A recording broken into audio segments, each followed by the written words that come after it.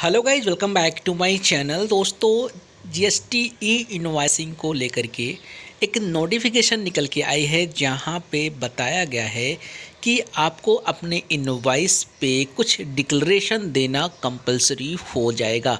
किसके लिए सर ये कंपलसरी है, कब करनी है और कब नहीं करनी है, ये जानना काफ़ी इम्पॉर्टेंट है टैक्स पेयर्स के लिए। तो यहाँ पे क्वेरी भी आ रही थी कि सर ई इनवॉइसिंग में क्या डिक्लेरेशन देना है और किसको देनी है। तो चलिए दोस्तों, वीडियो को शुरू कर लेते हैं।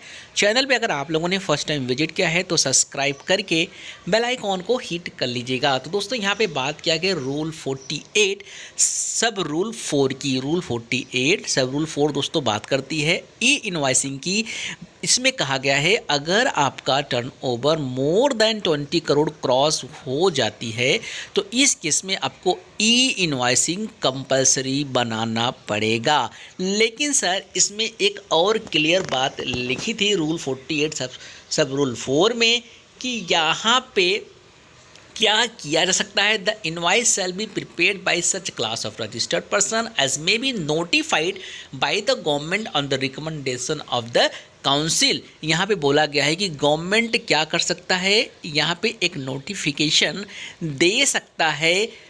48 सब रूल 4 में ये क्लियर बात लिखी गई है कि गवर्नमेंट क्या कर सकता है, नोटिफाई कर सकता है कुछ क्लास ऑफ रजिस्टर्ड पर्सन को जिनके लिए ई इनवॉइसिंग कंपलसरी नहीं होगा, बट उसमें एक डिक्लेरेशन देना कंपलसरी है जो कि अभी अप्लीकेबल कर दी गई है।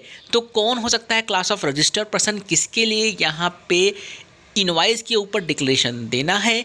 तो सर यहाँ पे बोला जा रहा है कि अगर आपका turnover more than 20 crore cross तो कर गया है बट आपको गवर्नमेंट ने नोटिफाई कर दिया, मतलब आपको एग्जेम्प्ट की कैटेगरी में रख दी है, जो कि क्लियर लिखा हुआ है सेक्शन रूल 48 सब रूल 4 में। तो ये कौन से पर्सन हो सकते हैं दोस्तों, यहाँ से हम बात करें एसईजेड की, जीटीए की, इंश्योरेंस कंपनी की, बैंकिंग कंपनी की, इन सब को यहाँ पे एग्जेम्प्ट किया जा सकता है। तो दोस्तों, इस केस में आपका टर्नओवर मोर देन 20 करोड़ तो क्रॉस हो गया है बट आपको ई इनवॉइसिंग बनाने की ज़रूरत नहीं है, बट आपके इनवॉइस पे एक डिक्लेरेशन होना चाहिए जो कि कंपलसरी है।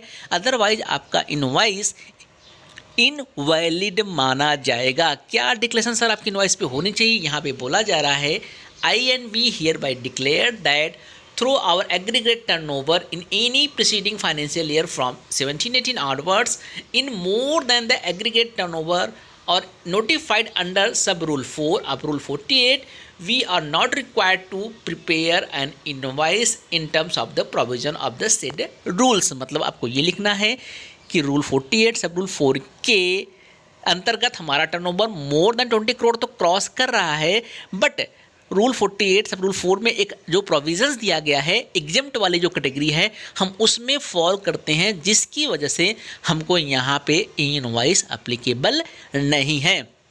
ये डिक्लेरेशन आपके इनवॉइस पे निश्चित रूप से होनी चाहिए, अदरवाइज आपका इनवॉइस इनवैलिड माना जाएगा। कहने का मतलब सर ये है, अगर आपका टर्नओवर मोर देन 20 करोड़ है, आप एग्जेम्प्ट वाले सेक्शन में फॉल करते हो, गवर्नमेंट ने नोटिफाई कर दिया है, जिस कैटेगरी को नोटिफाई किया है कि आपको इनवॉइसिंग नहीं बनानी है बट आपको डिक्लेरेशन आपके इनवॉइस पे होनी चाहिए, तो आपको डिक्लेरेशन अपने इनवॉइस पे डेफिनेटली देना पड़ेगा।